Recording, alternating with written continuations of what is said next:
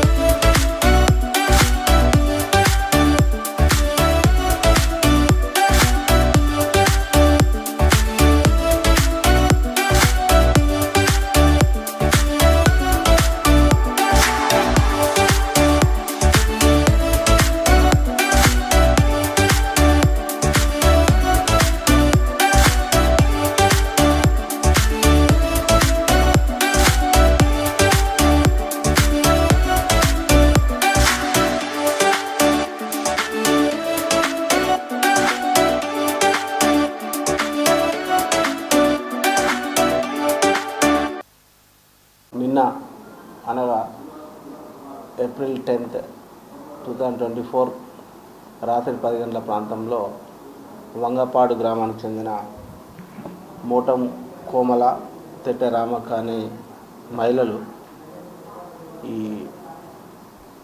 ప్రజా పంపిణీ ద్వారా ప్రజలకు పంపాల్సిన రైస్ని కలిగి ఉన్నారన్న సమాచారంతో మా పోలీస్ సిబ్బంది ఎస్ఐ సురేష్ అండ్ ఆధ్వర్యంలో అక్కడ వాళ్ళ ఇంటికి వెళ్ళి వాళ్ళ ఇంటిలో పరిశీలించగా దాదాపుగా ఒక 74 బ్యాగుల రైస్, అంటే 35 క్వింటాలు దాదాపు ఈ రైస్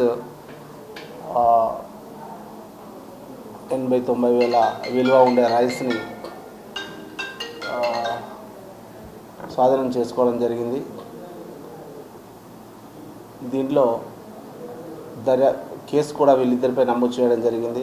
దర్యాప్తులో భాగంగా ఇంకా ఎవరైనా ఇన్వాల్వ్ అయ్యి కనుక ఉన్నట్లయితే వాళ్ళ మీద చట్టపరంగా కఠిన చర్యలు తీసుకోవడం జరుగుతుంది.